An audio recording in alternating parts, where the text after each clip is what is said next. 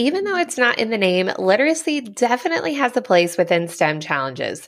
In fact, I would even say that STEM and literacy are a perfect match, just like avocado toast. While the audio from this episode has never been heard before on this podcast, this presentation is from an online summit I did in the past at one of the Wonder Workshop International STEAM Summits.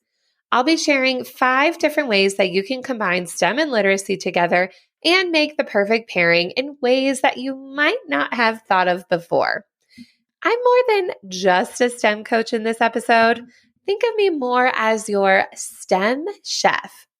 Chef's kiss. Let's get to it. Welcome to the Elementary STEM Coach Podcast, a show that'll help you with lesson ideas, systems, and actionable tips to apply to your classroom. I am your host, Naomi Meredith, a former classroom teacher turned current STEM teacher and coach. With over a decade of experience teaching and a master's degree in STEM leadership, I am here to coach you throughout the year to help you gain back more time to create innovative experiences for your students. Grab your earbuds and let's get started. Hello and welcome to this very fun session. I am so glad that you are here. Literacy and STEM integration, perfect like avocado toast. I am your presenter, Naomi Meredith. So why in the world would we even think about implementing STEM and literacy? They kind of seem like two separate worlds that don't exactly go together. Well, I had this analogy with avocado toast. And if you don't like avocado toast, I'm so sorry. I love it. I know a lot of people do. So just bear with me. So of course, avocados are delish on their own. So is toast. But when you put the two together, it's an amazing combination. So just like STEM and literacy, they are amazing on their own and can do wonderful things in your classroom. But they are even better together. And actually, it does make your planning so much easier. And I think coming from the classroom and into a STEM role, I still have that classroom teacher mindset where I really want to be thoughtful about my planning, having things cross-curricular, having those experiences be meaningful and integrated rather than separate. So literacy pops up into my instruction all the time. And I know that whether you are a STEM teacher or a classroom teacher or even have a different specialized role, that you could find meaning within this integration. So today I'm going to be sharing with you 5 different ways that you can integrate STEM and literacy together. And I'm going to give you also some student examples that you could think about for your own planning or even do the same lessons in your classroom. So first we have STEM and stories. This is the first way I love sharing with teachers to integrate STEM and literacy into their classrooms. I feel like that this is the easiest way and in some ways the most fun to plan. But as elementary teachers, we love reading stories. We love books. We have extensive classroom libraries. Well, that can definitely go into your STEM integration. Now, thinking about STEM and stories, it could be picture books are a great example. You could even use chapters from a chapter book. Even nonfiction articles can fit into this category, STEM and stories. So with that, thinking about different types of STEM lessons you can use, the best one to get started is think of stories that have a clear problem and solution. And oftentimes with that problem and solution, how building can go into that story. So I'll give you an example. If you've read the story, Iggy Peck Architect, they go on a field trip and the poor teacher, heaven forbid this would ever happen if I went on a field trip, but she passes out and on the hill, and the kids have to go save their teacher. And so you could pause reading the story and then have the kids build to solve the problem. And then you can read the rest of the story to see how their solutions compare to what is in the book. So a problem and solution story, especially like I said, building to solve a problem works really well with this integration. Also, alternate endings.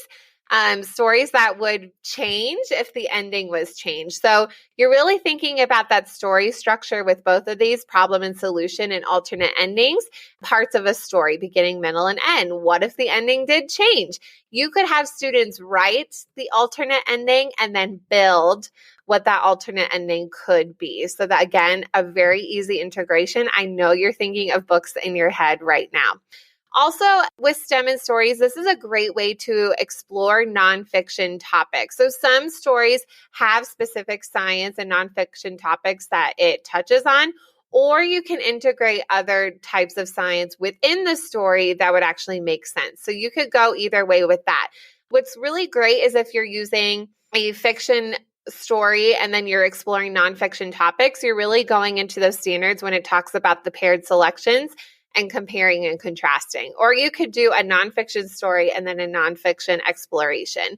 So again, you're connecting all of those things together. What's really great about starting with the STEM and stories and really with all the other 4 examples is that you are maximizing your time. I know that teachers are pressed for time. You are really maximizing that time and connecting it all together and building up that scientific background for kids. So more examples for you, thinking about that problem and solution. And if within this presentation, when you have access to it, you can actually click on each of the pictures for more detailed lesson plans. The first one is showing After the Fall. So the book is really, really cute by Dan Santat, I believe who it is. But after the fall, it's after Humpty Dumpty fell and he's so sad and he just doesn't believe in himself. He's down on his luck. Well, students can build a solution to that problem, Humpty Dumpty falling off the wall. And so this is a great time, springtime, Easter eggs are on sale, have a collection hiding in your class, but students can build a solution to keep Humpty Dumpty safe. For an alternate ending, in the middle, we have the gingerbread man. And we know in the original, there are lots of different versions. But in the original, poor gingerbread man gets eaten by the fox. So what if the gingerbread man got a little bit smart? It got to the river and we found a way to float across the river. So there's an example kindergartner built. Not me. I just held up the boat and took the picture. But students learned about sinking and floating and created a different ending for the gingerbread man to float across the river. Obviously, eventually in that picture, the cardboard would disappear. And then we also have that scientific connection where we read Beagle, the Unimaginary Friend, and students create their own unimaginary friend, and they have to figure out a way to have them stay together with a magnetic force. So you're talking about forces with magnetic energy. So there are there is a little paper clip on her hand and a magnet on the back, but they could explore different things that are magnetic and choose the one that works best to keep their friendship together. Thing number 2 of how to integrate STEM and literacy is through robotics. Now, robotics in elementary isn't as scary as you might think. Luckily, a lot of companies out there, just like Wonder Workshop, love Dash the robot. That is an amazing robot to get started with your classroom. I'm not getting sponsored to say this, but Dash is a wonderful robot to have in any classroom because there are lots of different avenues to code that robot. There are others as well. Companies are making it a lot easier for coding and robotics to be in the classroom to get students exposed to that type of learning. So don't be scared of it. It is okay. But what's great is that you can share robotics and connect it again to that literacy. So a lot of those same types of things. So story retell can be used, building your vocabulary. We always are working on vocabulary development, whether it is content specific or scientific specific, that can definitely be incorporated there. And also, it's a cool way to bring the story to life. You are bringing that movement into life. So not only are students thinking about the story, but they are thinking about the coding pattern as well. So that's really integrating different types of thinking and that students will really shine with this hands-on way. So thinking about story retell, any type of robot you could do this with. This is a little bee bot, and we put a little hungry caterpillar face on it. But students were coding the robot to different squares on the grid to retell the hungry caterpillar eating the food in order of when it happened in the story. So what's really a great way, a little side tip with robotics, is if you have robots, measure the distance of one forward move. So on this grid, I made it with butcher paper, and then I pressed go on the little robot for one forward move. And then I measured the distance that it took. So that helped me know how big my squares needed to be. And then I printed the little foods on the side to put on the squares. So you could do that with Dash, the Code and Go mouse, Sphero, whatever robot you use, but that's how you can make a grid. Very cheap. So code and retell the story. Also building vocabulary, having, again, like talking about life cycles in your class. You could have students code the robot to show the life cycle in order of when it happens. So it could be on a grid, it could be in various places in the room for an extra challenge that aren't measured precisely. So then they're building that vocabulary and going into your science unit, building that background knowledge. Also bringing the story to life. In that last picture, we have Spiro to pull Spiro through the Iditarod race.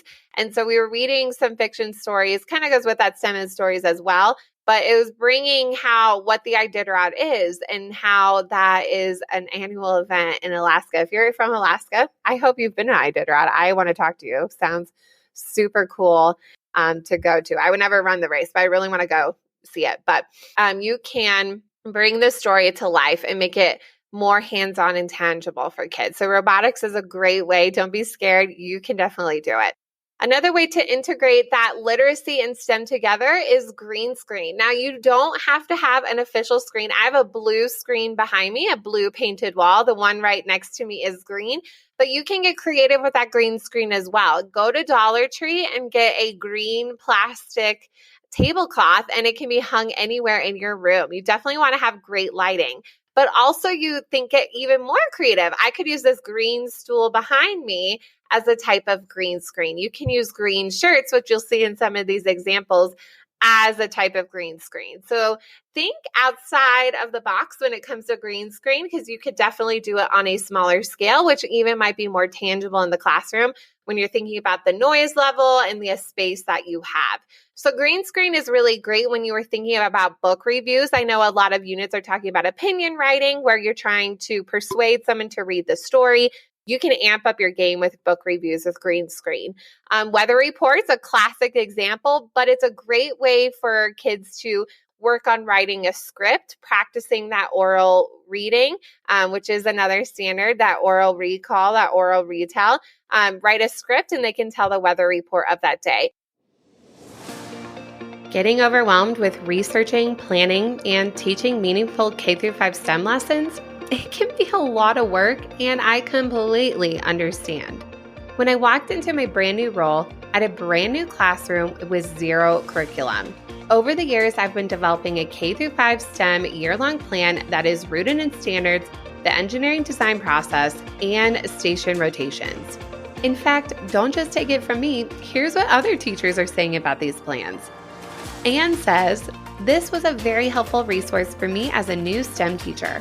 I appreciate that I had activities for all grade levels. My students loved all of these lessons." Tara says, "This resource is amazing. I love that these are challenges that have been tried in the classroom. One of the best things that I purchased. There are over 50 lessons already included in the bundle, and it's growing. Everything new that is added, lessons, and updates, you will always get for free when you purchase today. As a bonus, I included a free digital teacher plan book that is made specifically for K-5 STEM teachers who have a lot of classes and plans to manage every day. It's easy to edit and gives you enough blocks to write in, unlike most paper planners out there. Being a podcast listener, I am giving you an exclusive $30 off code for the entire K-5 STEM bundle. You can grab the bundle at naomimeredith.com/K5STEM and put in the code PODCASTK5 at checkout. Also, research projects, doesn't have to be super complicated, can be enhanced with that green screen, a different way to publish. So we have in the first one, you see the kids, we have an iPad stand, and we could talk about other apps. Definitely message me. We could talk about great apps to use for green screen. But green screen or blue screen are used. Fun fact, blue or green is typically used because humans shouldn't naturally be that color. So it really makes things pop with that background. So students in their writing class wrote a book review and they published their writing. They wrote it out nicely. They did all of the editing.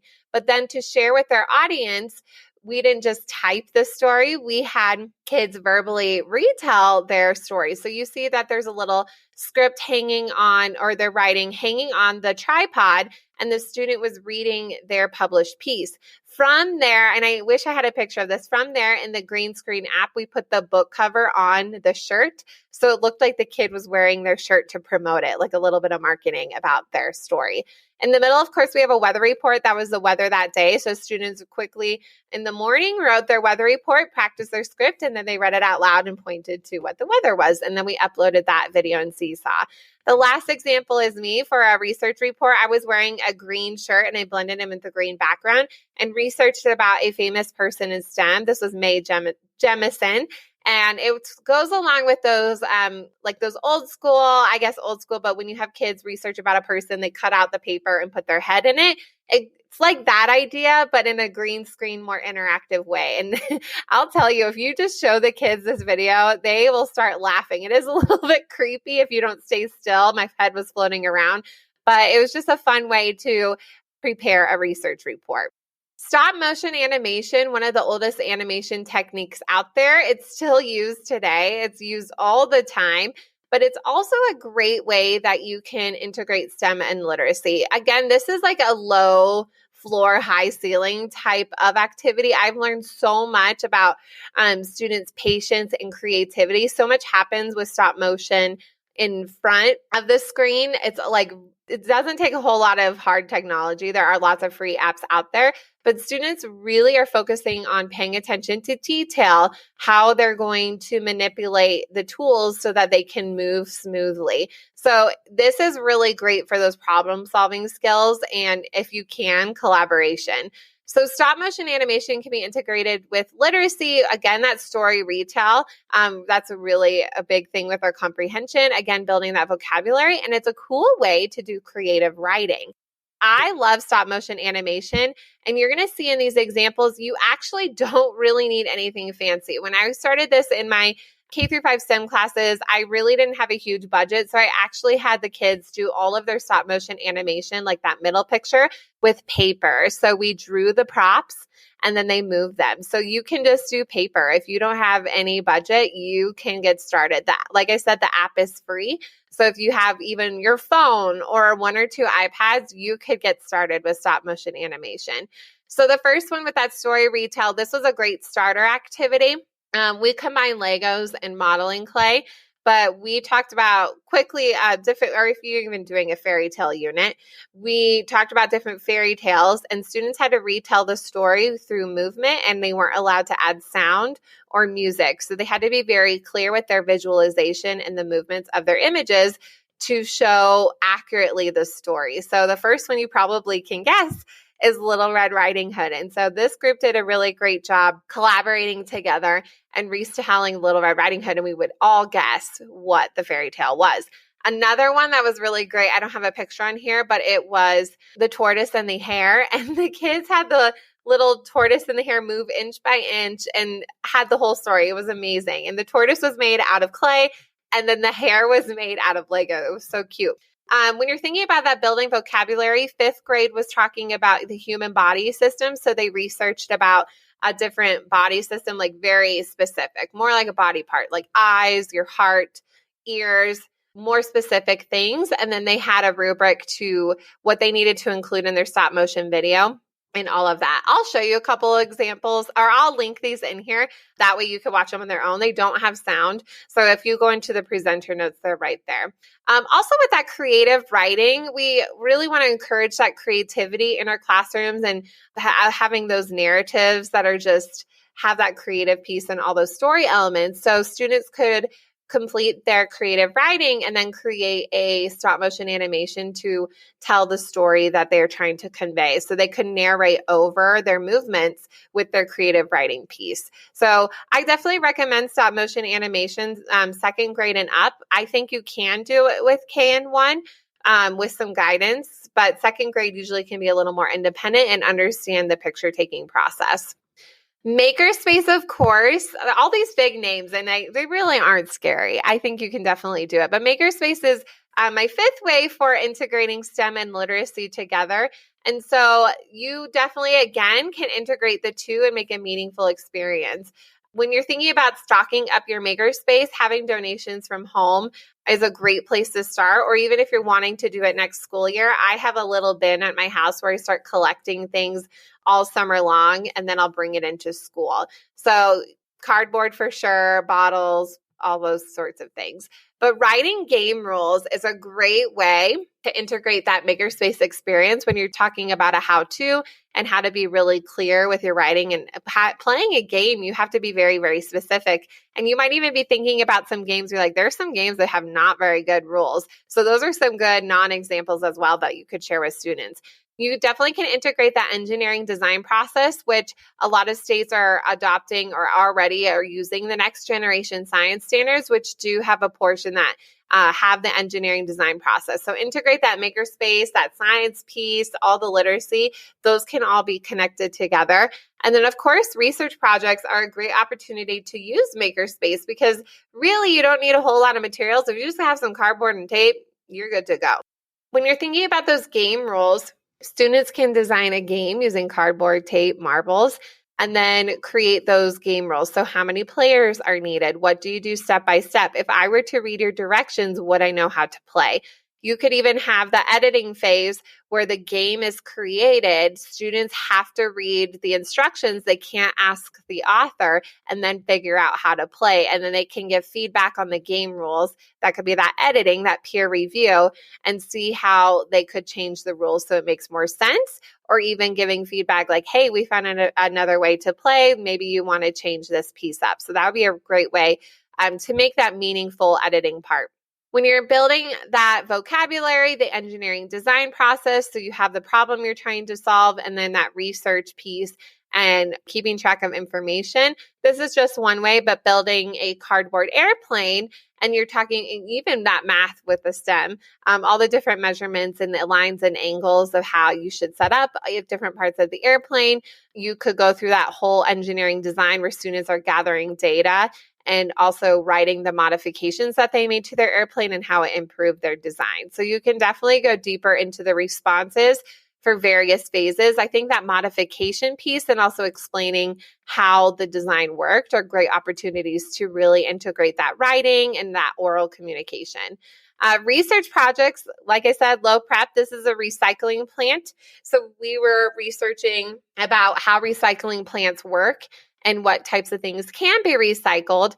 So we did some research on that, and then we built up our recycling plants, and then students were able to present about how a recycling plant works. Again, that oral communication, you can go as deep as you want in reading. We also use books on Epic Books, which is a free for teachers website, where there were lots of great examples of how to take care of the earth, how recycling works, how a compost works. So we're working on that earth piece together. So lots of ideas out there. You do have access to this presentation and click on those different pictures to go more in each of those lessons. But I know I'm that kind of person where I want to try all the things, and maybe you're like, oh, so overwhelmed, you don't know where to begin. Well, next steps. Choose a lesson that you have in your unit upcoming that you think needs an upgrade. And springtime is a great time to dive in and try something new. The kids have this energy, but use that energy in a really hands-on way, and the kids will still be productive and engaged. So choose a lesson you think needs an upgrade.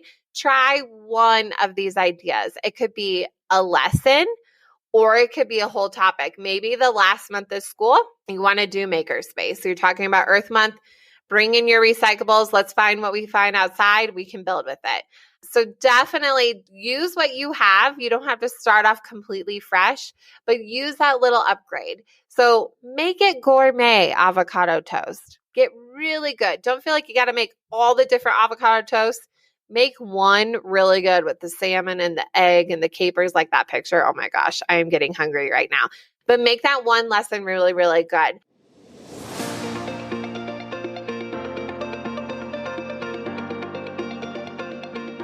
Integrating STEM and literacy is so much fun, and I bet you're dying to see all of the examples and handouts from this presentation. You can grab the video recording of this episode, the video slides I referenced throughout, student examples, and bonuses for only $5. That's cheaper than the dog treats that I like to buy for my little dog, Frederick. way cheaper. The bonus includes a list of tools that you can use in STEM and literacy integration, 2 different lesson planning templates, and clickable links to lesson plan ideas you might want to try for various grade levels. This will be linked in the show notes, and you can check it all out here, naomimeredith.com/STEM literacy video replay.